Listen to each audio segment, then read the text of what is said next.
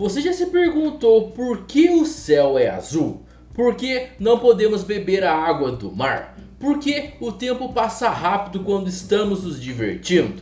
Quem inventou a escola? Por que a gente boceja só de ver alguém bocejando? Além disso, será que dá para criar combustível a partir da água? Bem, eu sou o Gonça e nesse vídeo eu vou responder essas 6 perguntas curiosas que todo mundo já fez e você ainda não sabe a resposta.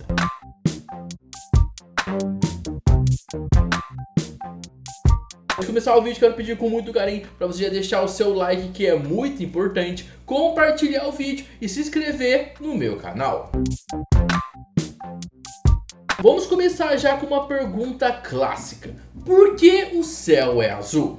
Para essa pergunta já tivemos várias respostas, como por exemplo, por causa da cor dos oceanos. Porém, a resposta está na luz do Sol e em como ela interage com a atmosfera da Terra. A luz solar parece branca, mas na verdade ela é uma mistura de várias cores, como a gente vê no arco-íris. Quando essa luz entra na nossa atmosfera, ela encontra partículas de ar. Cada cor tem um comprimento de onda e a cor azul tem um comprimento de onda menor se comparada com as outras cores invisíveis. Por conta disso, ela é espalhada com mais facilidade em várias direções. E esse acontecimento é o que os cientistas chamam de dispersão de Rayleigh. Por isso é o azul que a gente vê preenchendo o céu durante o dia. Mas aí vem uma curiosidade. Por que o céu fica vermelho ou laranja no pôr do sol?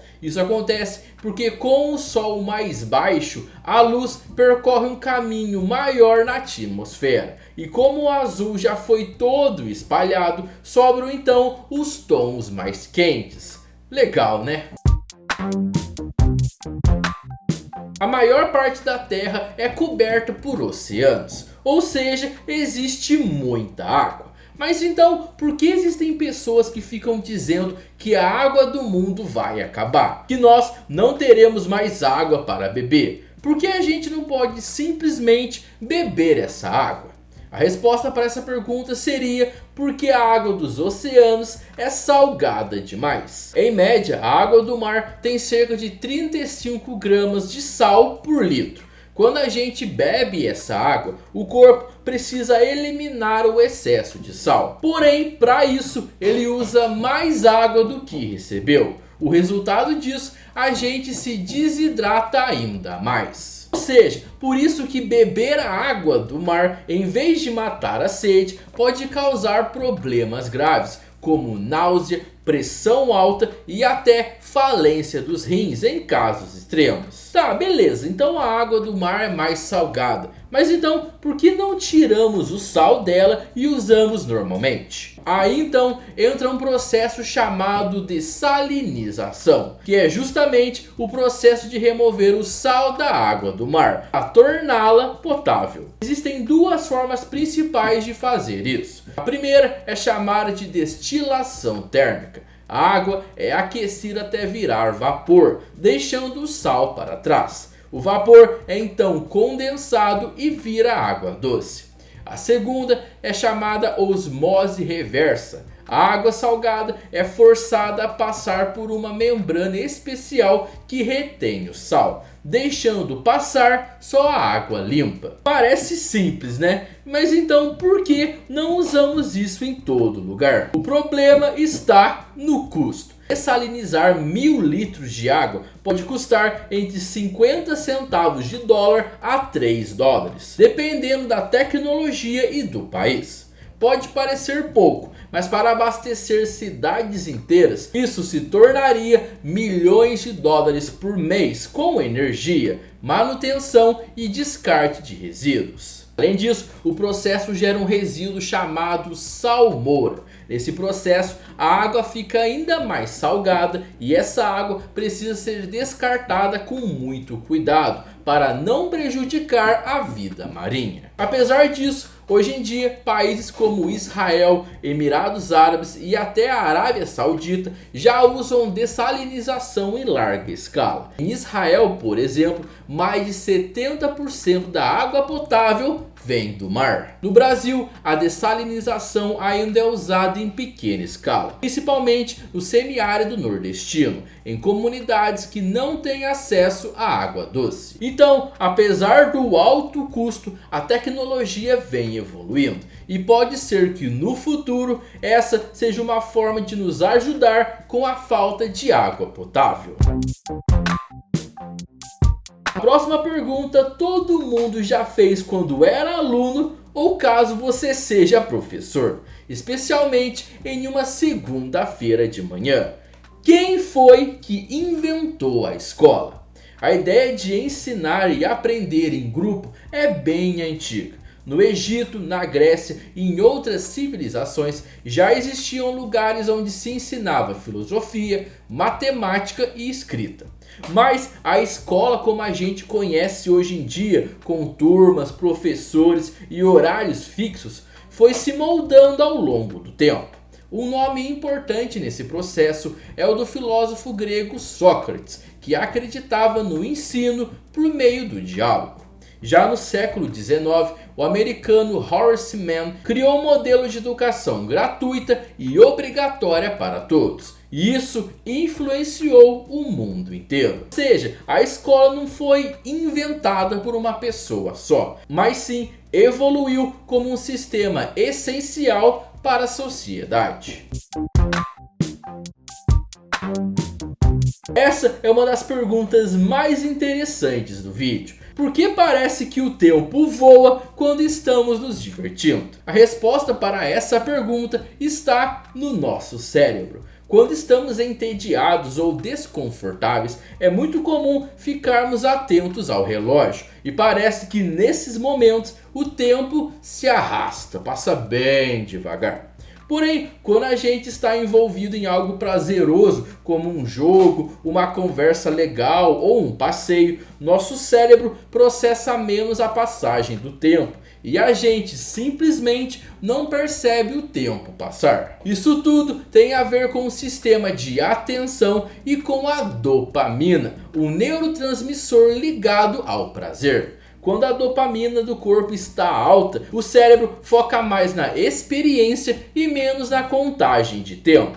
Por isso que dizem, o tempo voa quando a gente está se divertindo. E isso acontece literalmente. Um dos maiores problemas atuais, principalmente aqui no Brasil, é o preço da gasolina e dos combustíveis que usamos para fazer os veículos funcionarem. Mas será que não tem como criarmos combustível usando outras fontes? Por exemplo, a água, já que, como vimos anteriormente, existe água em quase todo o planeta. Bem, a água é formada por 2 átomos de hidrogênio e 1 de oxigênio, o famoso H2O. Para transformar isso em energia, a gente precisaria quebrar essas ligações e separar o hidrogênio do oxigênio. E isso gasta mais energia do que fornece. Ou seja, para tirar o hidrogênio da água e usá-lo como combustível, é preciso gastar uma grande quantidade de eletricidade. E na maioria das vezes, o processo não compensa energeticamente. E por isso que a água, apesar de ter hidrogênio, não é usada como fonte direta de energia. Porém, nos últimos anos vem surgindo uma tecnologia chamada hidrogênio verde, em que o hidrogênio é extraído da água usando energia limpa, como solar ou eólica. E essa tecnologia pode sim ser uma alternativa no futuro. Mas por enquanto ainda dependemos de combustíveis fósseis ou de fontes renováveis como etanol, energia solar, energia eólica e a hidrelétrica. Eu tenho certeza que você aí já bocejou quando viu alguém bocejando. Quer fazer o teste? Deixar essa foto aqui do meu lado até terminar de explicar. E eu acredito que você vai bocejar. Mas por que quando alguém boceja perto da gente, a gente também boceja? Isso acontece por causa de um fenômeno chamado bocejo contagioso. E ele tem tudo a ver com o nosso cérebro social. Os cientistas acreditam que o bocejo contagioso está ligado com a empatia. Quando vemos alguém bocejando, nosso cérebro ativa regiões ligadas ao reconhecimento facial e às emoções, como se a gente copiasse o estado emocional do outro. Isso é tão real que o bocejo contagioso é mais comum entre pessoas próximas, como amigos, familiares e até entre animais como chimpanzés e cachorros. E uma coisa legal é que o bocejo em si tem várias funções. Ele pode ajudar a resfriar o cérebro, oxigenar o corpo e até manter a gente alerta em situações de tédio ou sono. Ou seja, não tem problema nenhum bocejar. E aí, bocejou? Agora quero saber de você. Você conhecia as respostas dessas perguntas? Você já fez alguma dessas perguntas? Deixe nos comentários se você tiver alguma curiosidade ou opinião sobre essas perguntas. Pode escrever aqui também nos comentários alguma outra pergunta, alguma outra curiosidade que você tenha vontade de conhecer. Bem, mas esse foi o vídeo de hoje. Se você gostou do vídeo, quero pedir com muito carinho para você deixar o seu gostei, que é muito importante. Compartilhar o vídeo com seus amigos, com sua família, com aquela pessoa que você sabe que vai gostar bastante de conhecer a resposta dessas perguntas. Se inscreva no meu canal e ative o sininho das notificações. E antes de ir embora, assista mais vídeos que eu tenho aqui no meu canal, como esses 2 vídeos aqui que estão aparecendo. Eu tenho certeza que você vai gostar. Bem, muito obrigado por ter assistido ao vídeo até o final e nos encontramos no próximo vídeo. Valeu, tamo junto e fui!